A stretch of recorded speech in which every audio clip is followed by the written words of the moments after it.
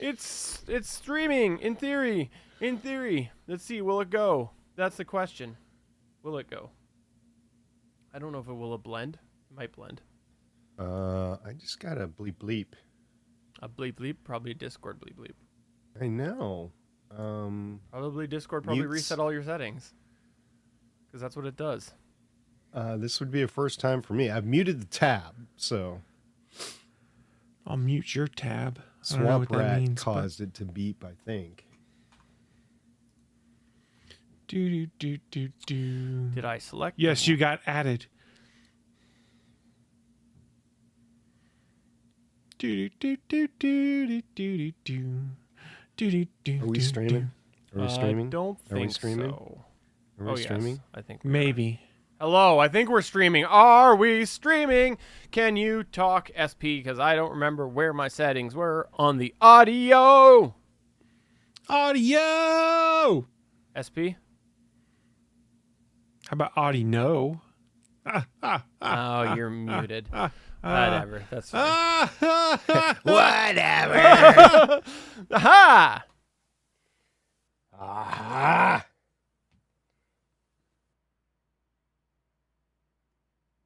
There. I X'd it from GonnaGeek. I X'd it out. I X'd it out. That was my annual login. I mean, monthly login.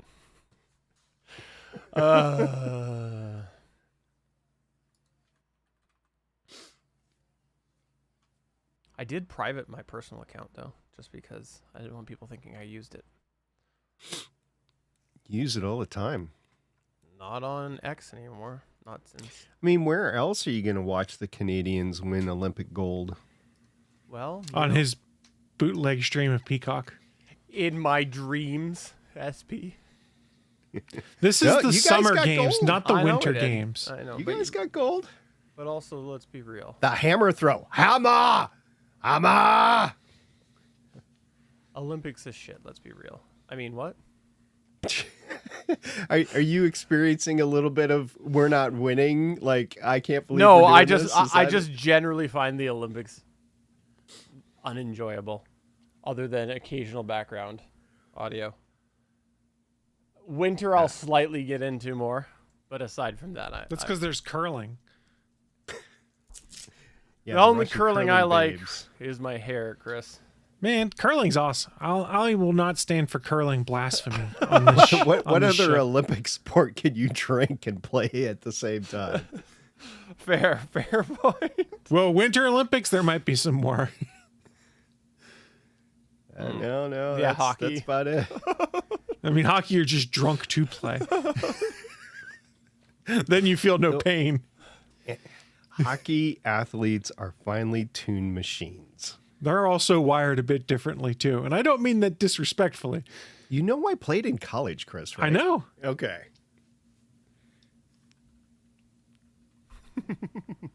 Hockey players are a different beast, that's all. That explains. They're wired differently for that game because that game's insane. The only people I know that get teeth knocked out and go into the locker room and come back out 5 minutes later, like, okay, I'm good to go. I have all my teeth. I don't know Or how do that you? happened. Yes, I do. I have all my teeth. So you didn't really play. Okay, gotcha. I know it just means I won every fight. How many stitches did you get in your entire hockey career? Oh yeah, that's a At good least question. 15. Yeah. At least 15. I mean, again, hockey players, they'll get gashed open. They'll be like, okay, I'll be back in 5 minutes. Let me get sewn up. And then they're back out there. And you're like, wasn't your jugular almost sliced by a blade? Yeah, no big, man. Like your hand gets run over by a skate, and you're like, no, just I'll just leave it in the glove, man. Nobody will notice. I mean, It's seriously, dripping blood on the ice. I was not making fun of hockey players by saying they're wired differently. I have great respect for the way that a lot of those hockey players just like, F it, it only hurts a little bit. Let's keep going. And you're like, okay. Yeah, it's pretty much. Meanwhile, you it. got an NBA game where a dude craps his pants and is like, you got to wheel me to the locker room. What really gets my goat, and I realize it's a worldwide favorite sport, but soccer or football, as the rest of the planet calls it, those guys, they just touch each other out there and they go down for 10 Yeah, minutes. it's Like, so true. It's so true. I'm like, you guys are professional athletes. Buck up. Professional floppers. Yeah. Flippy floppies. I have great respect for them actually playing the game, but if you can't like stomach just being touched by somebody else, No, it's not that. It's they think they can draw a penalty. They can draw Absolutely, a card that's out of it. exactly what That's they all do. it is. It's Yeah. the way the game is refereed. Is that if you act like you're dying, you might get a call. Yeah, that's what they're going for. They're going for the card. That's why half those players, as soon as they don't see they're going to get the card, just kind of get up and walk away. And you're like, okay, I see. so I'm not going to say anything about what's on the podcast tonight, but I had a delivery that was coming in via Amazon, Oh, okay. Okay. Yeah. Yeah. and the Amazon driver pulled up to my driveway, which they never do. They always park on the street, and stayed there for 10 minutes. That's so weird. Well, And then- it's and then not every left. day that someone buys a 55-gallon drum of lube. and it wasn't lube. Let's see how much Bacon grease. What was the? Sorry. It was a $14 set of brass wire tube brushes that I need for the engine. He probably thought it was a bomb. so it was there for 10 minutes and then left. The van came back, parked on the street for another 7 minutes, and left. And my app says still arriving today by 10 p.m. Amazon, I don't you think suck. so. That is not happening. I have video evidence of that is not happening. Well, let's be honest. The prime delivery dates are more a suggestion than an actual thing anymore. Yeah. They got pretty decent there for a while again. They did, and then something all I don't know. I'm glad to hear this is a universal thing because I thought it was just my area because they were very reliable, and then all of a sudden it's like, oh, they're crap again. I mean, for the most part, I don't have anything I need to rush to get anymore, so I just take the extra points on my credit card and get it delivered on my Amazon day. But occasionally there's something I actually need, and I'm like, oh, it says it'll be here in 2 days. No, it's actually here in like 4. What the hell? I feel like we should podcast in a sec, but I do feel like we're at the point where we're getting towards the point where there's going to be a big shake up in prime shipping pricing, like in model. I did hear that more and more people down here in the States anyway are going towards Walmart, and Walmart has better service. Well, I mean, Walmart has a interesting. distinct advantage in the fact that most towns have a Walmart. So, like, I ordered cat litter, for instance, on Walmart.com. And I chose shipping to get it in one day. And what it ended up being is someone from the store drove it over and dropped it on my front steps. So, like, they can supplement their shipping in some cases by just doing a from store delivery. Well, that's what Amazon wanted to do. They wanted to take all those open department stores and malls and make it a delivery center, which is closer to a lot of town centers and stuff like that. But I never saw it enacted. We had many empty department stores, and they all got bought up by like entertainment companies and I don't know, bomb makers or something. I don't know what else is in there. All right, well, let's do this show. Should we do the show? Maybe. Is that what the people want? Do the people want I think a show? the people are just here to see what train wreck we're going to offer tonight, and that's what they're going to take. And I appreciate that. Thank you, guys. The first part of that third story is not that. It should be I. What? EYE should be I. I'm so confused. What? Just go. The third part. No, I want to understand this now. So the third. All right, the topics you have on screen. Yes. Third topic down. Yes. Take the first syllable out. Replace with EYE. Eyeliner. Eyeliner. Let's go. No, we're not going to go after that. Oh. That wasn't Then I'm me that going didn't to get bed. that. I'm going to sleep. You can't stop me. I mean, you probably could, but Rugby players are wired like hockey. All right, let's do it now. rugby players are also wired very differently. There we go. And I mean that respectfully. Now we're going to go. Now this is how we're doing the show. How are we doing the show? Am I getting a gold medal? I made the change. You asked. SP's eyeliner. I see. You asked. That's what Yeah, it's gonna be. that's not Is going it to get eyeliner or us any. guyliner? I mean, the SEO on that is horrible. Oh yeah, I like Yeah, that. because the SEO is what we're going for with our show. Listen, we have dozens of listeners. No, we have dozens of downloaders. All right, let's go.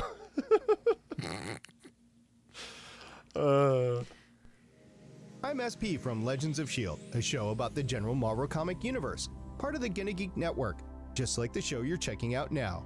Shows on the network are individually owned and opinions expressed may not reflect others. Find other hilarious and fun geeky shows at GonnaGeekNetwork.com. This is the official GonnaGeek.com show. Here we run down the latest news and happenings in the world of geek. These are your hosts for the show, Steven, Chris, and SP.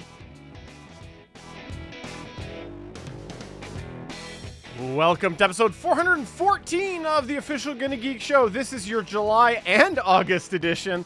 I am Steven, and I am pleased to say Chris Farrell is here. Happy July-August, everyone. And also celebrating July-August with us is the July-August master, SP. I'm sad. It's no longer Hallmark holidays, Christmas in July. Well, that's okay, because don't worry. I'm sure they will start the actual Christmas stuff any day now, because it's almost September, and isn't that when they usually kick it off? Well, true story, there's actually Halloween candy in our grocery stores now. That's true. I don't know if you guys have seen that. So once Halloween is over, then that starts the whole rush to the holiday season. I think the Hallmark movies usually start sooner than that, though. Don't they get on them early fall? Those are the really bad ones that they don't want to put in prime time. You mean all of them? There's good ones. Is there? Hey, I wanted to tell you guys something. I got randomly listening to some of our old podcasts. I'm sorry. I know. It was a couple months back when I was trying to fix our RSS feed, which didn't really work out because I gave up very quickly. But I got back to...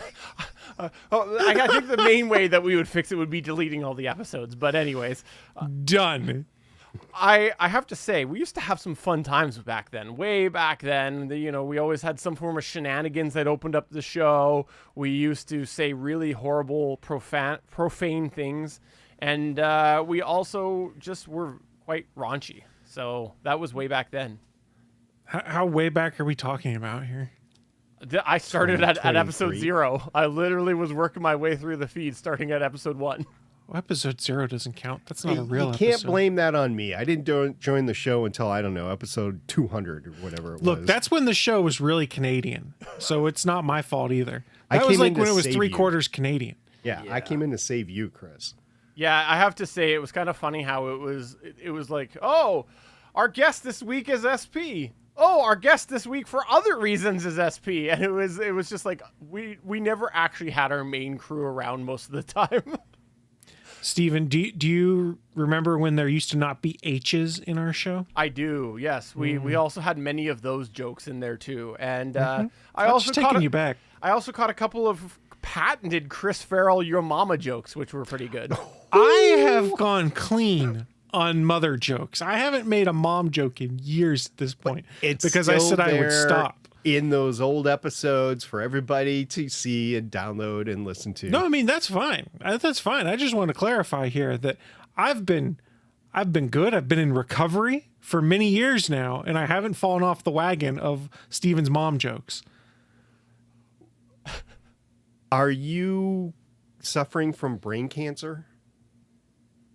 I mean, unless you know something I don't. Not that I know of. I'm just wondering what caused the change in behavior. I decided to be better. I'm not buying it.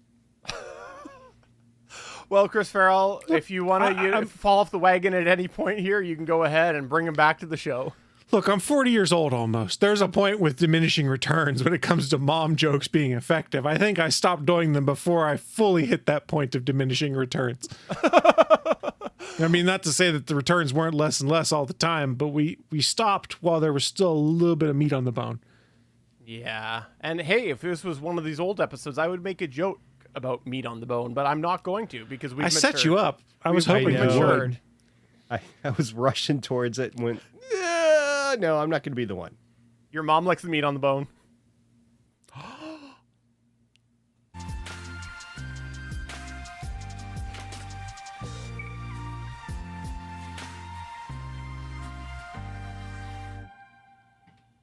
That was just a callback. That was a callback. That's all that was. I think you just used it as an excuse, and there will be more excuses in the future. I'm gonna try and bring one back for you, Stephen. Let me know how this works. Okay. I don't think your mom's going to care about my news story because she didn't read the magazine. Doesn't Did land. that work? No, that damn. See, I'm out of You've practice. fallen off your rocker. It's because I'm old. I fell off the rocker. I broke a hip. All right, let's talk a little bit about the gaming news that you're bringing to the table this week, because I heard that there was an informer that used to be a gamer, and they are Yes. no longer informing. So I don't know if you guys are aware, there was a magazine that covered video game news and stories in print form for 30 plus years, and in its online form, total 33 years. Well, the magazine Game Informer was just shut down on Friday out of the blue without anyone really knowing it was happening, including the employees that work there, it seems. For those unaware, Game Informer was purchased many years ago by GameStop, which is the video game selling company here in the United States and has some international stores, I believe, that has been troubled at best when it comes to their future and their outlook and has been looking to cut costs. Evidently, one of their ways to cut cost was to cancel Game Informer magazine with no notice, including to its staff, and to abruptly pull the website off the internet. So if you're someone who wanted to archive things or to have archival copies of things, yeah, that's all gone. All of their game reviews, all of their game guides, any of their breakdowns of, say, here's how you collect these secret rare Pokemon in these games. Yeah, it's all gone, scrubbed off the internet because they just pulled down the site and didn't leave it up in any way, shape, or form. I guess to save money. It's kind of an inglorious way for a magazine that lasted 33 years to go out with just being shut down with no notice, everything gone. You can probably get some of it through archive.org or something like that, but GameStop CEO Ryan Cohn hasn't responded to any questions about what's going on with it. Like I said, staff weren't informed, so they just found out that they're out of a job because there was a tweet posted by the official Game Informer account. And if you go and ask something like ChatGPT or any of the other AI tools to write a farewell post for Twitter for Game Informer, the language they use in that reads very similar to what was posted from the official Game Informer Twitter account. So it sounds like in order to cut costs, they didn't even pay someone to write the body of the tweet or come up with some way to say farewell to the magazine. They asked an AI tool to do it. Yeah. It gets worse. Today, in fact, the official Game Informer Twitter account had posted a message saying, quote, "Our 33-year legacy deserves a genuine goodbye," written by a former Game Informer member. "We're heartbroken by the shutdown of our publication, yet we leave with pride knowing we poured everything we had into it. In the words of our editor-in-chief, be well, play well." And there was a photo embedded below with all of the editor-in-chief, the content directors, things like that. Well, after that got posted, evidently the owners at GameStop weren't happy because the Game Informer Twitter account has now been deleted. So all of the legacy tweets from the Game Informer Twitter account that would include links to articles that people had cared about and were interested in, all gone so that GameStop can save a little money. But taking down the Twitter account just kind of seems petty to me because it's not like you have to pay to keep that running. So they just deleted history because they're mad that someone posted a better farewell to a magazine other than just saying, well, doors are closing, bye. It's just a sad way to see a magazine go away that I read a lot when I was younger. And before I started getting a lot of my gaming news online and stuff like that, I remember getting Game Informer magazine, being real excited to read reviews and breakdowns. They had great cover art all the time and things like that. Now, it's all just gone to save money. So I have to admit, I don't remember much about Game Informer, but I do feel a lot of nostalgia when I read things like this, just because of the fact that there are so many classic things that are gone from the gaming days. And wasn't there a site called Happy Puppy that used to have game content on there? I think that was a That thing. sounds familiar. But I just honestly feel like our archive situation is also probably not got a lot of time ahead of it either, because the archive.org is at best okay. And I've also heard of some interesting legal action that has stopped archive.org content from being up there. And I feel like eventually this is just going to be a vague memory in our brain that we won't even be able to get any archive content. It's very disappointing. Well, I mean, it's also really disappointing for the staff there. That's the bigger thing to be like. They didn't know what was going on. They had no chance to save or back up any of the articles they were working in progress. They just shut everything down. So all of a sudden it was, I don't have access to anything anymore. And whatever, whether it be Google Drive or OneDrive or whatever tools they were using to write their articles and their posts, no longer had access, as they just yanked it with no notice. So the employees are the ones that are really getting screwed here. And also because, in the journalism industry here, a lot of people want samples, past articles, things like that. Yeah, if you spend a good chunk of your career at Game Informer, you don't have that anymore. You might be able to pull an old draft down or find something on archive.org or find something on, say, Kotaku or Polygon where they reference your article and have small excerpts of it. But unless you made a copy of it on your own, it's been scrubbed effectively. You know what I say to that, Chris? I don't want no scrubs. Are we going to send messages to each other in Excel now? I know our resident gamer here, SP. I heard you're the biggest gamer on this podcast. You have all sorts of thoughts By weight, about this. maybe. I didn't make that comment. That's not nice. I disagree with making comments of that nature. It's there. also not true because I know for a fact, just by Chris's height, he outweighs me. Fair. So, in the auspices of all of this for digital history and archiving and stuff like that, I remember reading an article, and I don't remember when it was, a couple years ago maybe. The pandemic really screwed with our timelines. It was an article basically talking about digital history being at risk, and there's been a lot of articles about that, but I can't remember the specific place that I saw this article. And they were just talking about the different issues that you guys talked about. I have a potential solution for all this. The solution is heartfelt. It's not a joke like I normally do. It is, we have all of these buildings throughout the world, but specifically the United States, that are struggling with a purpose, and they are called libraries. And it would make sense to me for all these libraries to band together to create disparate digital data farms in their spaces and have that being part of the nationwide archive, basically. And you could do it worldwide too.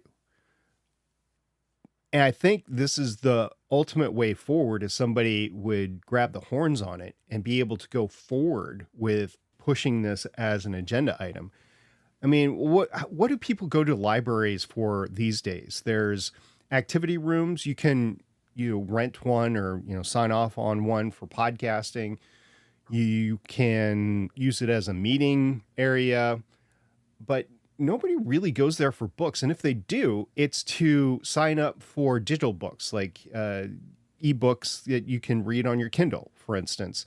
So you don't really pick anything up. There are movies, physical copies of videos there, but even those are going by the wayside as physical digital media players are starting to evaporate. So it just makes sense to me. If they are meant to be there to archive history, why not start archiving digital history before it's all gone? That's a good thought. I like that thought, and I hadn't considered anything like that. But I also think that there's a good chance that even if they band together, that those physical locations would soon be closed. Well, they're all paid for by tax dollars, right? And if your tax dollars For now. Okay. A problem you would run into, I assume, is we know there's a lot of problems without getting political, but into book banning because things are deemed indecent for certain audiences. We do know there's a lot of content on the internet. No, I'm not talking about porn, but that is controversial. Rule 34, it's all porn. Fair. Or that other people may consider indecent. So that there would be I like your idea. There's just difficulty in making it happen just because I'm sure there's going to be some aspect that's like, I can't believe you would archive something from collegehumor.com because their humor's raunchy. And then to greater extents, other websites that, while they may not be pornographic, are of adult material or of viewpoints that people don't care, because the internet is full of all sorts of stuff like that. So I agree that we need some better way to archive things, and I like the idea of incorporating libraries into some way to do that. I just worry what's going to happen, what we're going to lose between now and whenever we figure out the right way to archive all of this content that's been lost to time. Because now there's 30 plus years of Game Informer content that's gone, unless someone has print copies of some of the magazines and wants to do scans and stuff, which is possible. I've seen people scan magazines and put them up on archive.org and things like that. But we're losing history like that. It's history that we may or may not care about. Who knows? It's not as consequential, some would argue, as current events and things like that. But who knows? 50 years from now, someone's going to be writing their thesis on how the Pokemon craze took over the world or something like that. And a lot of that content that Game Informer wrote was about Pokemon games. And here's how you get secret rare things. Here's how you do cool stuff in the game. It's gone forever now. Not to say other people don't have it, but it's gone. Pokemon, the game, the Pokestops or whatever, it's the reason why my boss got divorced, because he caught his wife playing the game with another guy. See, that would be a good part of history. Exactly. And Yep. it's just lost because there's no digital record of it. Well, we will move on to our next news point here, but if you want us to keep track of this, please let us know that you are interested in finding the latest developments in SP's porn library, or Pornberry, if you will. Okay, I'll start that, I guess. Let's. You guys going to give me some money for some servers? Let's go ahead. 50 cent. All right, next up, I wanted to talk about the RCS. It's almost here. If you didn't know this, RCS is a long-standing communication protocol that was created by I believe it was the GSM group, for a replacement for the SMS protocol. And to date, it's basically only been Google that has implemented it. And I say that because not only is it just on Android, it's the fact that many carriers have dragged their heels on this, and Google basically had to get behind RCS before there was actually any legs to it. Well, last year, Apple did announce that coming this year, they would include RCS support, which in theory will help solve a bunch of the crappy experiences that iPhone and Android users have when trying to text each other more than a 64 by 64 pixel photo. So hopefully we'll see some improvement on that, because it is coming to iOS 18 and it's been in beta right now. There are users who are having it, and the question came up, what is this going to look like when implemented with iOS? Because although Google has done RCS a certain way, if you've been in our Discord, we've had some chatter about that. The reality is that there's a couple different ways that RCS could be done, because Google has put their own layer on top of what the RCS original standard was. Well, it's looking like maybe there is hope that it's not going to come out in some form of split fashion, because Google has gone and posted an ad celebrating this. And essentially, it's just like a sizzle reel talking about the benefits of RCS and how it's going to improve that experience between Android and iPhone users, because it is coming to the iPhone. And again, this is Google that put out this ad celebrating this. And so I wanted to bring this up because, yes, we're getting very, very close. There's even some people who have posted out there about their experience testing iOS's version of RCS and how it has been helpful to them when communicating with people, spouses, or other family members that are not on the same platform. And I am excited that they're actually posting this, because I think it means that there's probably communication happening between Google and Apple, so that there will be a actual cohesive version once it does hit iOS 18, and maybe we will end up seeing some goodness out of this and some actual enjoyable experience, not just another, well, technically we implemented it and it's not our fault that they don't talk to each other well. And I am excited about this. So I have hope. I have high hopes. Am I still going to be a green bubble? Probably. Yeah, I think that's the case of how it works. It's the dumbest thing people are hung up over. Who cares? But Do you think the communication between Google and Apple is via text? I think it's via Discord messages, to be honest. I'm just kidding. It's in our Discord. If you go to GonnaGeek.com/Discord, you can find the super secret channel called Apple plus Google Forever. You know what it probably is? Those messages. Apple probably refused to communicate with Google until they went and bought an iPhone and they could iMessage it. That's probably what happened. They were using Beeper also, and then Apple shut it down. God, that's such a niche joke that many people aren't going to get. I am really excited about this, though, and I do hope that this is a good sign, because I would actually legitimately enjoy if we could, behind the scenes, share a bit of behind the scenes. The three of us do message by Google, I forget what you call it, Google Chat. Google Chat. And, if RCS could be decent, then maybe we could move over to RCS. That would be kind of nice to streamline some of those. And more importantly, I look forward to actually being able to see a video that my mom sends me. Any video, because they're usually very pixelated right now. Mm-hmm. Yep. I actually segregate the videos that I send between the people that are on iPhones, and then I separately send the video to the people that are not on iPhones, because even with a group text back and forth, it gets pixelated pretty hard. But individually, it seems to do okay. Yeah, we'll see what happens here. And I look forward to finding out, because by the time we next record, I think we should have iOS 18 almost out, right? Because usually that's a late September release, right? Isn't that? I'm not sure. Going to record another one of these? I'll think about it. Okay. Well, the AI versions of us are going to record another. That's the secret, kids. We've done enough episodes. We've trained AI models after all three of us. So the next dozen GonnaGeek shows are going to be AI based. We're going to say, hey, here's the topic I want AI Chris to discuss. And let it do its thing. And he's going to come out with a lot of mom jokes.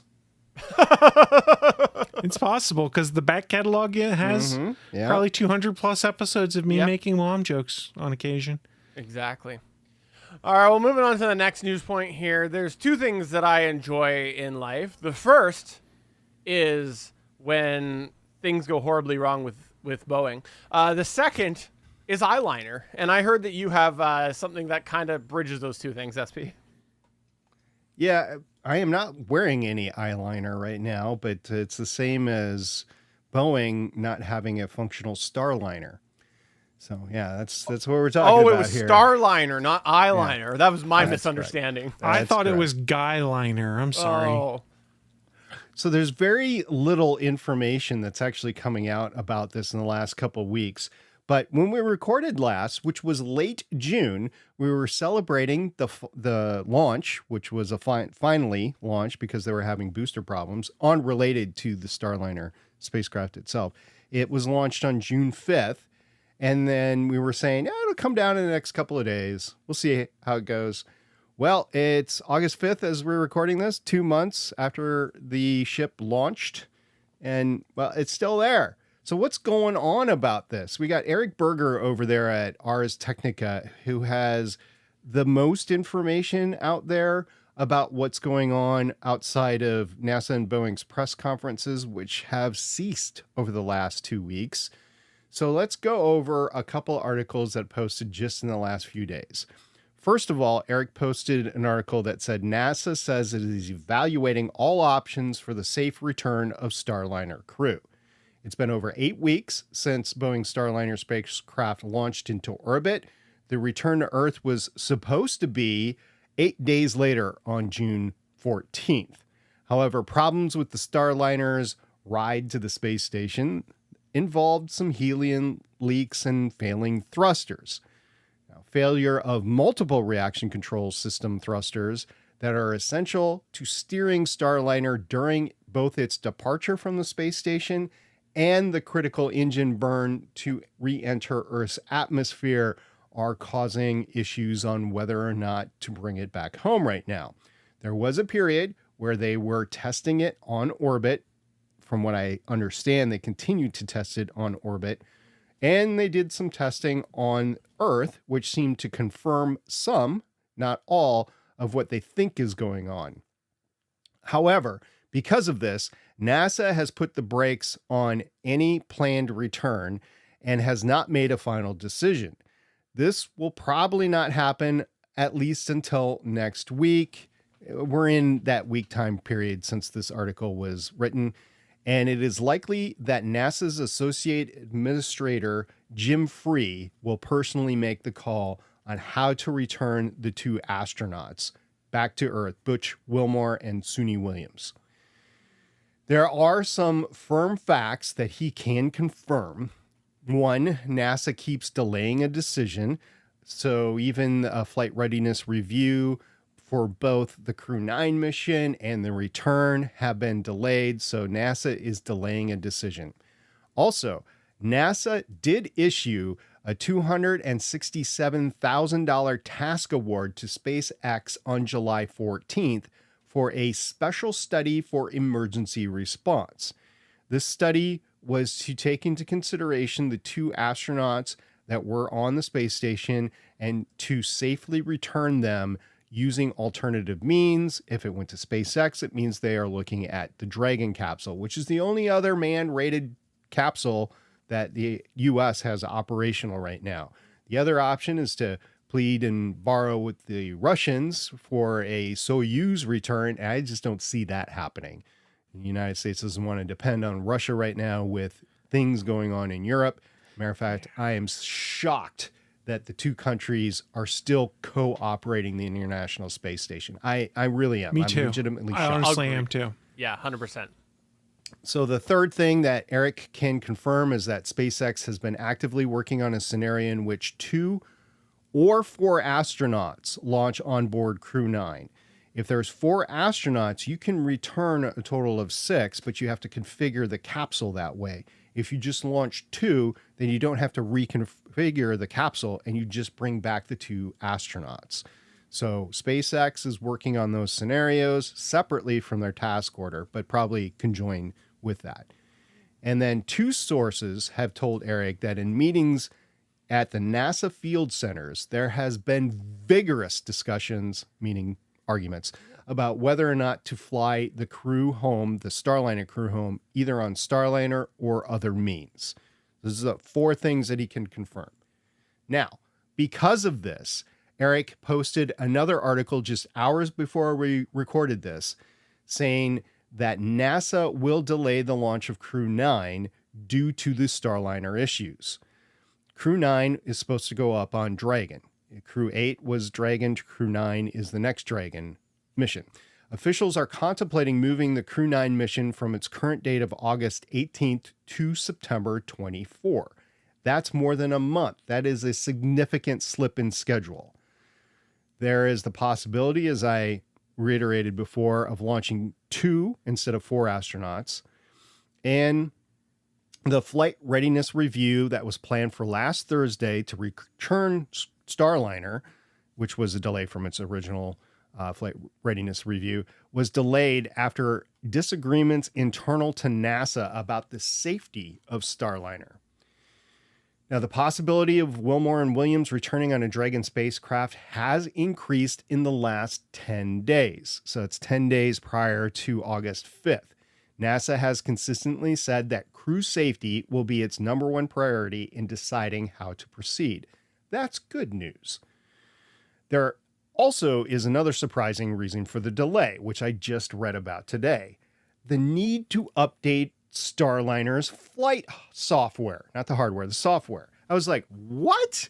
Did you guys hear about this? No. Yeah. So Boeing removed the capability in the software for Starliner to operate autonomously, to remove itself from the space station and to re-enter the atmosphere autonomously. It was all supposed to be astronaut operated and initiated.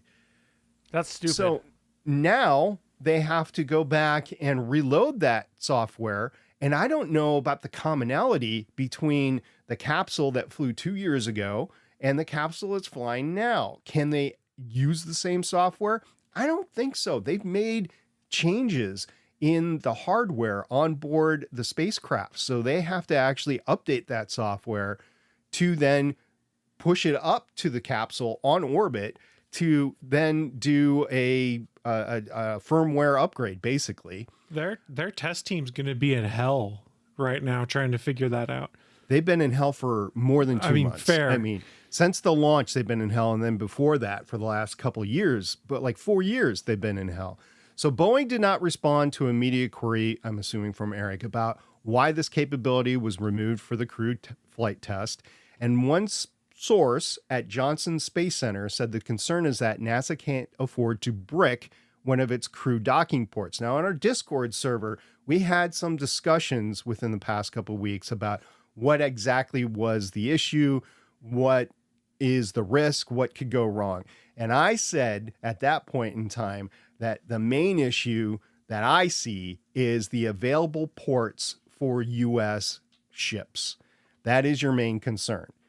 Now, at the time, I thought they could just kick the dang Starliner off of the space station and then just pray that it re-enters. They can't do that. They can't afford for the spacecraft to stop in the middle of disengagement, thus screwing up the port. I mean, it's like a clogged sink or something like that. You can't use it anymore, and you have to go like a toilet. Your toilet's broken. You have to go use another toilet, right? Well, the docking ports, there's precious few. I mean, there's a lot of them, but there's precious few to use. You don't want to not be able to use one because of emergency egress issues for lack of anything else. So the campaign now has spilled into the public between NASA and Boeing because Boeing, in their infinite PR wisdom, released a PR statement on Friday. So this is Monday, so 3 days ago, that reiterated all the testing that they have done since the launch of the crew flight test and iterated their confidence that Starliner will work and they will continue to support, but they believe with confidence that Starliner can return the astronauts to Earth safely. Guys, we mentioned this before. I would not want to be the executive at Boeing or at NASA that decided, oh yeah, let's go ahead with this without absolute certainty that these people can get back to Earth on Starliner. If you can't do that, this is my opinion, if you can't do that at this point, you got to bring him back some other way. You bring Starliner back, you prove that, hey, we could have done it, but NASA was the big bad here. And you then save a little bit of face in the PR realm. But you don't goad them into a decision and then have something go wrong. You'll never fly a spacecraft again if you do that. So Boeing, be careful what you're doing right now. I understand there's a lot of money on the line and you're trying to do what's right for your shareholders. There are 2 lives on the line right now. And if you screw those up, it is not going to look good for your company ever again. Yeah, this is absolutely insane how long this is going on. Now, I do appreciate the fact that you enlightened me on here, that they are trying to make sure to get all of the data before it comes back, because a lot of that stuff will be gone, and they can't necessarily get that information after the return trip. But also the fact that there has not been any like, oh look, aha, we figured it out. We know all of the problems and where they went wrong. Comments coming out. I think that just goes to show that it's more than just data collecting. Like they're really having probably troubles here figuring out what went wrong. And that in itself raises huge alarm bells for that return trip. I think anyways. I'm not a space expert, but I just feel like the amount of time that has been delayed versus the amount of information that seems to be coming out doesn't jive. There seems to be a disconnect there. Chris, what's your thoughts on this? Are you sitting there putting your money into Boeing stocks? Not as far as I know. I don't think they're any of the mutual funds I invest in. I think certainly they're on hope not, sale at least. today. Apparently. Yeah. It's not a good situation. I mean, simple oversimplification there, obviously, but I don't know how long they can keep kicking the can, like has been said here. And I have concerns what happens when they decide to stop kicking the can on a decision on all fronts. Are they going to actually kick Starliner? Is that the can that's being kicked? I mean, if you can make it detach, maybe so. Get out there in a spacesuit and just start kicking it and see if it comes flying up. Yeah, that sucked for it to come to that. I kid. You know, there's been a history of certain people involved with SpaceX that have been known to file a lawsuit or two over the years. And I just wonder, you mentioned that there was a mission that was delayed because of Starliner. I wonder how long until SpaceX files a lawsuit because Starliner's thing has delayed their business. It'll depend on whether or not they get to go up and rescue the astronauts. Yeah, but you can do both things. You can rescue and also file a lawsuit. Not until the decision is made to go to the rescue. Fair enough. So they won't make a legal move until that point. Okay. But yeah, they could. They could conceivably do that, especially with all the crap that Blue Origin has sent SpaceX's way lately with just comments on publicly available reviews on like environmental assessments and stuff like that. Blue Origin has actively subverted SpaceX a couple of times. I actually really want this lawsuit to happen. You know why? Why? Because the action that's causing the problem is not on Earth. The action is on the space station. I think that would be really fascinating to follow. Well, maybe. I think the action is NASA's decision. Fair. Okay. Yeah. You grounded that lawsuit really quickly for me. Okay, now I don't care. I see what you did there. Well, thanks for informing us on this, and we look forward to our September episode where we're still talking about this. We might. And we also might be talking about the SpaceX's Starship 5th launch.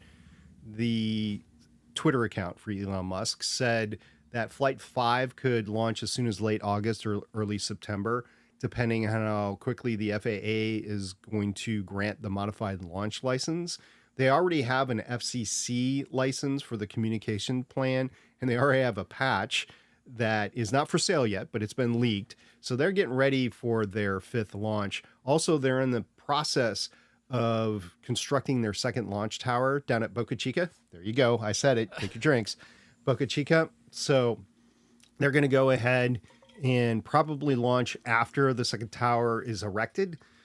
And I think that is to clear out any of the construction issues and not, blow anything up with the exhaust out of Flight 5 as it launches up.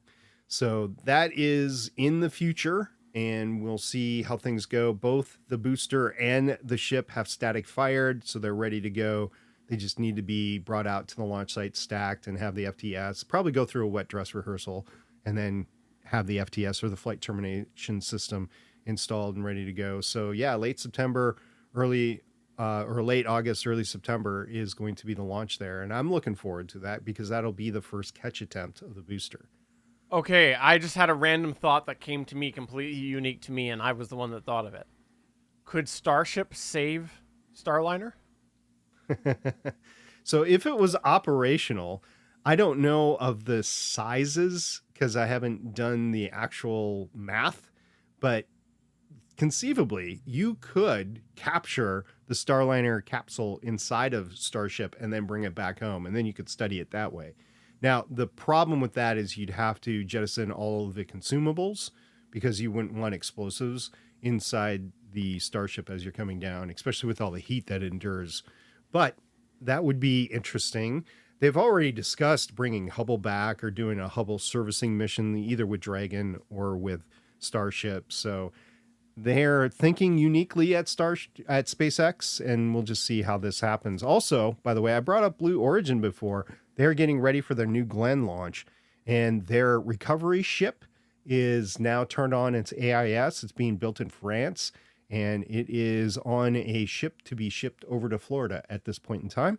So they're getting ready for their launch as well. And that is supposed to be a reusable launch system that's in between. It's a little bit more than Falcon. I don't think it's as much mass as Falcon Heavy. And it's definitely less than Starship, but it is their path forward. And that, if they can get it running, will then prevent issues like we just had in the last couple of weeks, where Starship had an anomaly of their second stage, which shut them down for like 2 or 3 weeks until they were given the go ahead to launch again. When they're launching left, right, and backwards to try to make up for lost time. And if New Glenn was there, they could pick up the slack, so to speak, or have a capability. And that was important because they do launch Crew 9 on a Falcon 9. And if the Falcon 9 was prevented from launching, Crew 9 wouldn't have been able to go up. So lots of moving parts here. Having a single launcher for human manned space in the United States has always been problematic, even back to the space shuttle days. So it's nice to see Blue Origin moving ahead with this, and it's nice to see, all the development in the space sector. But a lot of moving parts right now. My real question is, why hasn't NASA sent a ship up to help yet? Shh. How do you think they're getting supplies? There's a callback. That's what Suncast is doing. Yeah.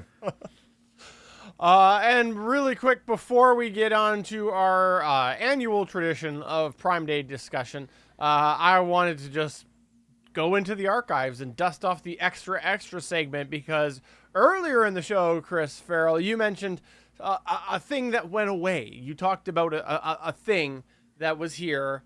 You used to be good, and now is not good, and that reminded me of Wink. And so I decided while we were recording to Google what the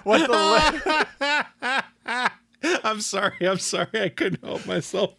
I decided to Google what the latest stat was or information was about Wink, and apparently the app is not even available in the Google store anymore. So in the Apple store too. You can't even get it. And somebody who emailed Wink asking about this got a reply back saying, "We're very sorry that the Wink app is not currently available on this OS version. A new update would be required for the app to be available for download on your current mobile device's OS version. There is no ETA available for the next application update release. Please note that you may still be able to reinstall and use the app on devices with older OS versions. We sincerely regret the impact this has had on accessing your smart home devices." And the unmitigated gall of that company, they raised the subscription price too. Yeah. $1 extra a month. And you can't even download the app on modern smartphones. Can we call time of death yet? It's been dead. I don't I go on that subreddit sometimes and I'm like, how are people still like, well, everything's just so easy. I like using it. I'm like, just buy a new hub, spend an afternoon migrating everything, and you can stop spending $6 a month on a dead service. Yeah. So I thought that was really funny, but there you go. I think that's slightly more depressing than the Game Informer. No? There's just a whole different level of stupid on the fact that Wink still remains. All right, let's get a little bit out. I'm not even going to edit that. Let's get into talking a little bit about our deals that we picked up in this summer's edition of Prime Day Deals.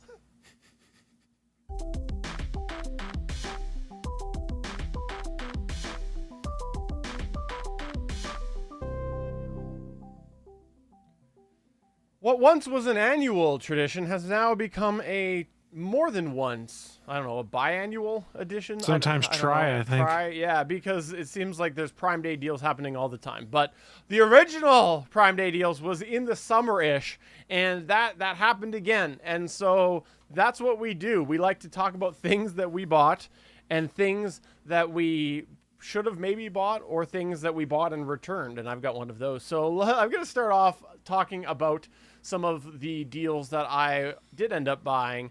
And the first that I want to mention is what I'm actually typing on right now. Let's see, can I open up a notepad window and try to type so loudly that I am making keyboard sounds so that I can talk about the Keychron keyboard that I did buy because I was camping when a good portion of Prime Day happened, and I saw a deal on the Keychron keyboard that I had been eyeing for a while, and I had remembered, you know what? You were a good boy, and you said no last year to the deals. You were camping last year too, and you said no. And then I was weak, and I bought the Keychron K5 Pro hot swappable RGB mechanical low profile keyboard. I have over the last couple of years been into mechanical keyboards and decided that I wanted to give the low profile keyboard a shot. I do like it. I think that it's a nice bridge between lower keys, literally, and also a traditional mechanical keyboard. It's been good for me. I do feel a little bit like it's a bit membraney, only not from the typing perspective, but just from the fact that the keys are actually quite small. But I do like it, and it is a bit quieter, which is nice. Then I also picked up a HIC Micro Mini 2 thermal camera, and when I got that home, speaking of the whole app thing, I couldn't find an app in the App Store because it was a thermal camera that was meant to go on your phone, and I'm like, okay, fine, I'm going to return this. And the day I was actually getting, I then let it sit on my desk for a while. And the day I was going to send it off, I went, no, let me just see, is the app available? And I looked, and the app was finally back in the Google store. And so I downloaded it, and honestly, it was just not that great. So I sent it back anyways. So that was disappointing because I've been looking to get a thermal camera for a bit here that's not costing me a fortune, but I can maybe do a little bit of weatherproofing or weather draft proofing a little bit better, find out where some of my cold and hot zones are, and maybe look to make my winters not have to run heat as much in a couple of spots because I know I got a couple of drafts. But that's not going to be the one. And then I will say that I had a regret that I didn't think about until after Prime Days had come and gone, and I forgot to look for a travel router. We talked about that a few episodes back, and ironically, my other travel router I brought with me camping, and it started giving me issues. And I didn't even think, look, see what was on sale, because I'm sure there was. So that was a little disappointing and a little ironic at that. And the last thing I'm going to call out here, because let's be real, Prime Days is not just Amazon anymore. The other companies aren't calling it Prime Days, but they always have deep discounts on those same days. And there was some good deals to be had. I'll say at Costco, on some power stations that I have been eyeballing for a bit. And power stations are basically big battery backups that are batteries that are meant for home use. And I have some that I've acquired on different sales, but I want to actually sell those and get ones that are a little more capable and essentially consolidate, because I have several small ones and I'd like to sell them off and just have a larger unit, which is easier to store. Plus, I could have higher outputs. And yeah, there was some stuff on the EcoFlow power stations that were quite deep discounts, cheaper than I'd seen in a while. And so I did pick up one there. And now I got to get listing those other ones. I gotta fund that. So I'm gonna sell those off, and hopefully I'll get lucky on that, because I do know somebody who sold some in the summer, and people were buying them, and so I got to get them listed. I'll give you $1. $1. Dollar American. won't cut it. Dollar American won't cut it. dollar. So that's my list of various things, and yeah, I do regret not looking for that travel router because I needed to have one. Chris, what did you pick up? So I'll start at the bottom of the list and work my way up. One of the first things I got was a new little battery-powered or USB-powered fan for my desk, because the one I had here for many years was a micro USB cable for charging, which was a pain in the butt, and it had gotten old enough to the point now where it could only run for about 4 hours when it wasn't plugged in and would die. So this new one here is USB-C on the back, but also has USB-A port to plug things in to charge off of it if you wanted. And it's really nice because it folds up nice and tiny, because the back leg folds in, so I can take it to the office with me on my in-office days to keep some airflow in there.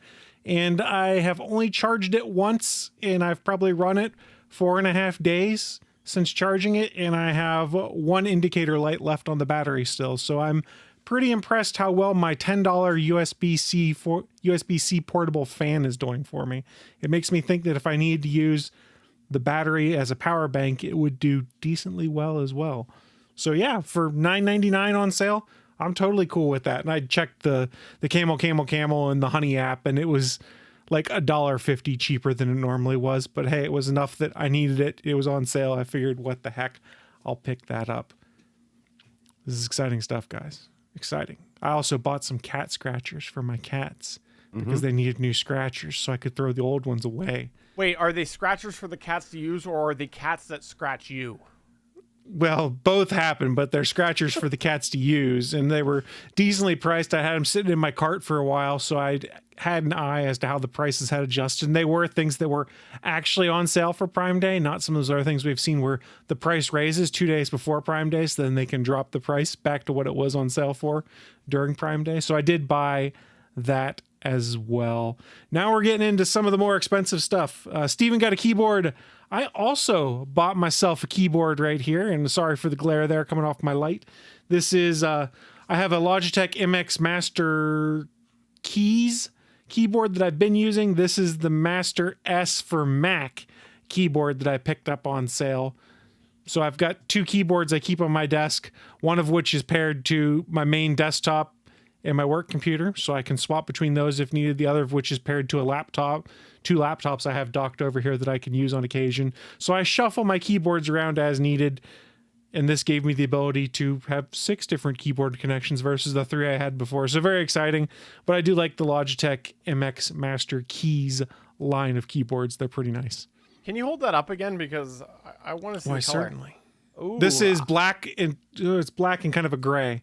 Is the backlighting like a bluish? Is that what that is, or is it the just camera? backlighting is just white like the other one is too.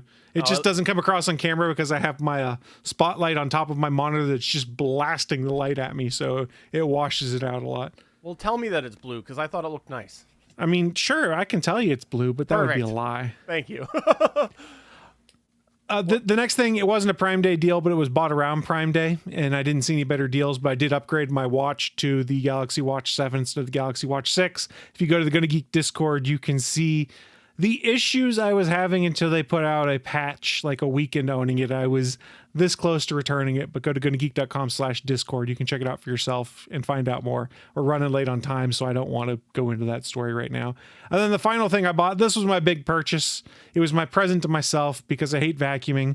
I do have a robot vacuum, but it is a very much older Shark Ion robot vacuum that doesn't have any of the fancy stuff for room mapping or anything like that. So I bought myself... Or the cat turd detection. Oh, yeah, or the turd detector, or more importantly, the cat toy detector. So it'll run over a toy and then get stuck if I don't pick them all up. So what I did pick up, there were a bunch of robot vacuums on sale during Prime Day. I'd had my eye on a couple different models.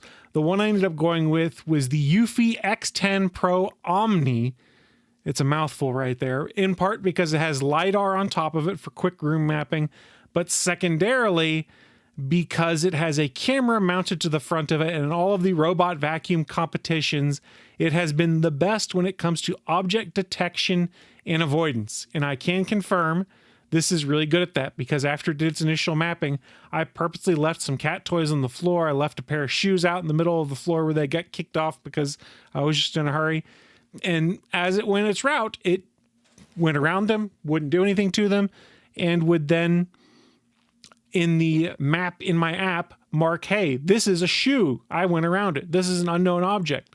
And it would put a picture of what was in the room. So you could see, here's what the robot vacuum could have hit, but chose to go around. So I have been very pleasantly surprised with how well their object detection has worked. Only one cat toy at this point has been run over and gotten stuck in it. The rest of them, it has successfully dodged. So it has saved me a bunch of time. This robot also does mopping, which I think is kind of cool. It's got 2 pads on the back that it will then drop down and spin on any floors like laminate or tile to effectively mop, and then it will go back to its base station and clean and wash those pads and then blow hot air on them for 4 hours to dry them. Very pleased with how much I like this robot. It's the lowest price I'd seen for that Eufy robot, and it was over $200. I think it was about $200 off, excuse me, not over. Well, that's awesome, and I am jealous of your robot vacuum upgrade, because I will confess that mine has not run for a while because I have run into far too many problems here recently, and I got to get better I either got to get a robot like this or get the kids better at cleaning things up. So Yeah. And that's why a lot of these newer ones are smart enough now that the object detection is good enough that if the kids don't pick up everything, it's not going to try and run it over. It will dodge it. Like in the tests I saw, it's smart enough to say, hey, this is a cable on the ground. I shouldn't run that over and stuff like that. So it's been pretty impressive from my personal tests and from what I saw online. now I look forward to your report, though, of when you take your old robot and you equip it with knives and see how well the new robot can fend off itself. You're acting like I haven't done this already. Fair enough. What did you name your robot vacuum? It is the aluminum Falcon. Nice. That's too close to Millennium Falcon lawsuit. It's a joke from Robot Chicken that I stole. Oh, fair enough. Yeah. I didn't get that because I'm lame. All right. Speaking of lame, SP, how about your deals? Whoa! No, he's not wrong. Wow. I'm kidding. I'm Wait. kidding. No, you're not wrong. I went back to my Amazon order history for the July 16th and July 17th days, which were the Prime days. And I was like, okay, what did I order? Because I didn't remember taking part in any Amazon Prime deals. I ordered 9 things. I wanted to order one thing, but I ordered 9 things. And out of those 9, 4 had marginal deals on them. What were those 4 things? I got 3 different types of cell phone holders for my car. I got a new car and I'm not really comfortable with where the cell phone was supposed to be. So I wanted a holder for that. Not that I, text and drive or anything like that, but I just wanted a holder for it. So I got 3 different types of holders because the one that I had bought previously just wasn't working out. So you ranged in price from $8.99 to $22.94. And they were like a couple bucks off each. So that was 3 of the 4 deals. The 4th deal is a little bit better. It was for my new bed. I got a new Sleep Number bed and a new headboard to it because I went from a queen to a king. I got headboard anti-vibration soundproof pads, which were normally $18, and I got them for $15.12. Woo. So what you're saying is if your bed is a rockin', then the anti-vibration soundproof pads are not working. Is that That's what it correct. is? Okay, That's perfect. correct. And specifically got it for, actually I just didn't want to dent in the wall because I don't want to do wall repairs. So that's If the headboard's knocking into the wall, stop pushing the buttons to go up and down in your bed. Well, no, the headboard actually doesn't move at all. The base is really cool. If you guys haven't used or seen the Sleep Number Flex bases, they're actually really good. They're heavier than crap, though, which is one of my other orders, which I didn't get. You bought on. crap? No, I bought carpet sliders for the bed, and those were not a deal. So I got those, and I bought wooden drawer knobs for a puzzle table because the one that I bought came damaged, and I had already returned one that had cracked in half. So that's a whole saga there. But I was able to fix it with new wooden drawers. They're like jewelry drawers. The knobs are really small. About the biggest tech thing that I bought was a USB-C CAC reader, and that was $14.99. That was not on sale. What I wanted to buy was a new Eero 6E Pro 3-pack. Those are normally between $5.99 and $5.49. There's $50 here and there. And it was on sale for $399. I almost pulled the trigger on that, but it was a little bit more money than I had to spend at the time, especially because I had just put a huge down payment on my new car. So just didn't have the money to pull on that deal at that time. I was tempted by the Eero Pro Max 7. I know you were.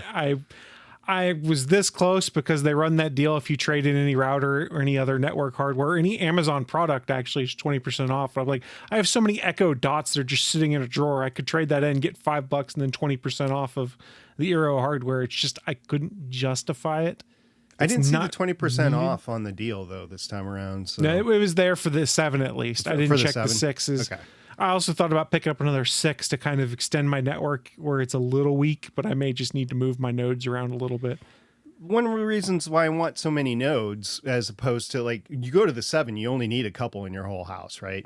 But one of the reasons I want so many is I don't have any backbone in my house. We've talked about it before, no Ethernet backbone. So I literally need to use them on like my entertainment consoles so that I can plug everything into that so I can reduce the total number of Wi-Fi that's floating around the house. So that's why I wanted to go and stay with the smaller nodes versus the bigger 7 Max. Well, thank you for telling us about your deals. I am sad for you did not get that, and I am even more sad for you that you had to put up with such a poor segue on my part. So I apologize. I feel bad about poor that. Segue. I do true. feel bad. I guess my point in all this was the point that you let in, Steven, is that Prime Days suck these days. Because there wasn't a huge deal. There wasn't like 20 or 30% off of anything. It was a couple bucks, and that wasn't enough for me. Yeah. Unless it's Amazon branded products, most of the stuff on Prime Day is not that great a deal anymore. I think they've made it too long.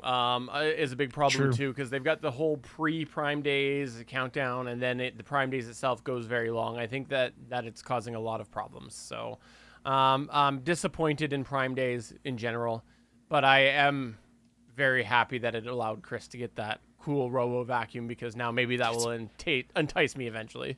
I forgot to mention, I think I shared it on the Discord. It also has a headlight, which is pretty cool when you're running it at night. That is cool. It scared the crap out of me, though, because like, what the hell's this light going on behind me? Because I've got it set up to clean my kitchen after dinner generally, and I'd forgotten to run it, so I told it to run. Then all of a sudden, I'm like, what is my neighbor doing on their back porch? I'm like, oh, no, that's my robot vacuum that's blasting light into my living room. Let me ask you before we go one last question. How come you didn't do the litter robot or the cat litter robot? Litter robot's a brand. That's why I yeah. So there was one I was looking at, and it was actually $200 off. It's just it came down to me if I'm going to spend the money on a big purchase item, do I get a robot that can sweep the whole house, or do I get a litter box that can deal with that aspect of it? And right now, I decided the robot was the better purchase because it was the better deal. And I've actually sort of been working out an idea based off of a motion sensor with the current litter box to basically be able to set the robot 10 minutes after the motion sensor triggers to go and do a quiet pass just around the litter box in the hallway, which it's connected to get any litter that gets kicked out. Because the quiet mode on this vacuum is really quiet. You wouldn't notice it. Cool. How is the cat with the robot vacuum?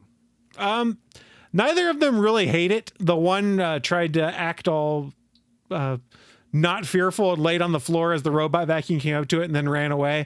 And now she just likes to stalk the vacuum when it runs. That's her current game. But the robot vacuum has been victorious every time.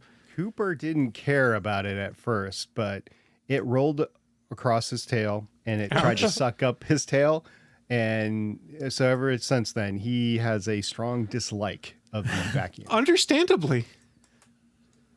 Well, I look forward to finding out what our audience may have bought. You should come over to our Discord at GonnaGeek.com/Discord. And while you are in there, you should check out our Deals and Bargains channel, because we do have a bunch of people who post random deals in there. And while Prime Days was happening, definitely was a lot of conversation happening there, including the aforementioned robot vacuum that Chris is talking about, because we're all just telling him that he should buy everything. Cybertruck, you're going to get one. No, I want a Rivian R2. I've already said that. Well, no, you're going to get both. You're going to compare and contrast. Yeah, you must think I make a lot more money than I make to be able to afford two EVs. Yeah, you're not a government employee. You can make a ton of money. But that's going to take us to the end of the show. Before we go, I will remind everybody that we have a lot of awesome geeky podcasts on the GonnaGeek network. You should check that out. That includes the All Things Good and Nerdy podcast, where you can find Chris Farrell and his co-hosts over there talking all things good and nerdy. And you can also check out the Legends of S.H.I.E.L.D. podcast, where SP is on occasionally visiting that podcast to talk about the Legends of S.H.I.E.L.D. Yep. These are the greatest plugs ever. I can't wait to pull them out and incorporate them into my programs. We just covered Deadpool and Wolverine. I loved seeing that movie. That invigorated my joy back into Marvel-related properties. We've had some good Marvel properties since Endgame, but for the most part, I'm just not seeing the threads. They had the big bad villain issue and stuff like that. This just pushed all that to the side, and it took all the crap from 20th Century Fox and added some from Marvel, and it said, here you go. Here's a fun movie. And it was fun. It was definitely rated R, but it was fun. I haven't seen it yet, so no spoilers for me yet, but I do want to make a comment. And unless there's another movie out that I'm just not aware of, I happened to be going by the movie theater one evening, and I was mind blown at how packed the parking lot was in this particular theater. I haven't seen it that way in forever. And it was just after Deadpool and Wolverine came out, and I just couldn't help but think, like, is this them? Is this a movie that is that big of a draw? And it was kind of... Seems to be. Even though I'm not a big, active moviegoer, it was nice to see.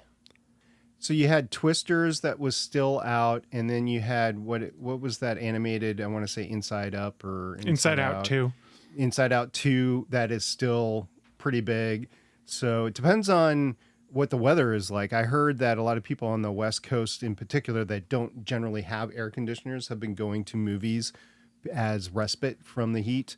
So there's that as well. So those are the three big ones. I mean, earlier this year, you had Dune 2 that didn't do so well in the theater. I still haven't seen that, but I want to. So just as a point for comparison, the local theater I went to we have two in town, and this one was just the one that fit our schedule in because we went at like a 9 a.m. showing on Sunday morning. That's how early they started. I went and counted how many showings of Deadpool and Wolverine they were having between standard showings, 3D showings, and I think there was another variant. They were showing it 26 times on Sunday. That's how many times Deadpool and Wolverine was playing. I saw it on Monday, the opening weekend, and I was actually pretty shocked because usually when I go in at that time, there's nobody in the theater. There's about 36 people in there. That's not shabby for a Monday night showing. Mm-hmm. I have to say, I had somewhere I was going to go in this weekend, and it was going to take me all day, and I was going to be by myself, living the family at home.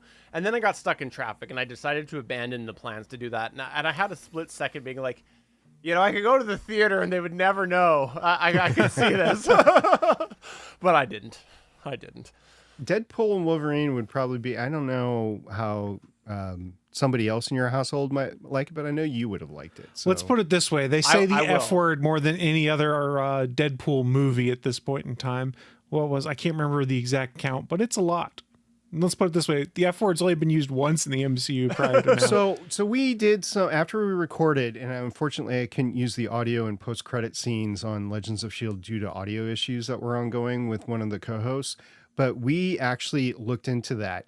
It is not by far the worst movie R-rated that has used that. Correct. I think the record holder is something like 400, almost 500 times. Probably a Kevin Smith movie. I don't remember the movie off the top of my head. And as for Disney movies or Deadpool or whatever, it's not even there. You have to go down to like 15 or 17 or something like that in order to get to this. It's not that bad considering other movies that have been out there. I just like the escalation that they started with one F-bomb, and as Kent pointed out in the chat room, went to 117 in the MCU, 117 more. Well, 118, I believe. But yeah, it's 118 total now. Yeah. Well, come on over to our Discord and chat all about that. There's a couple different channels. If you're talking spoilers, go to the spoiler discussion channel. If you want to talk about the Legends of S.H.I.E.L.D. feedback over there, or if you want to just tell Chris that he should be talking more about it on All Things Good and Nerdy, go to the All Things Good and Nerdy channel. So that's going to go ahead and wrap it up for episode number 414 of the official GonnaGeek show. I'm Steven saying I will watch it soon. What soon is remains to be seen. I'm Chris, and I have met my favorite Wolverine variant. I'm SP, asking Steven, what exactly are you going to watch soon? Legends of S.H.I.E.L.D. I still told you I'd watch an episode of that soon. Bye. Bye!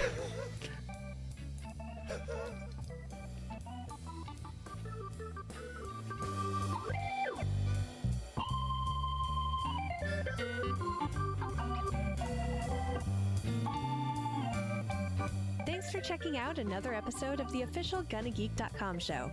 If you like the show, please give us a 5-star review in Apple Podcasts or a thumbs up on YouTube. You can always join us for our live recording sessions at www.geeks.live. And remember, you can find our full back catalog at GonnaGeek.com/show. If you're itching for more geeky content, check out other shows on GonnaGeekNetwork.com. Voice work was by Emily Prokop of the Story Behind podcast. That's it for this episode. We hope to see you back again next show.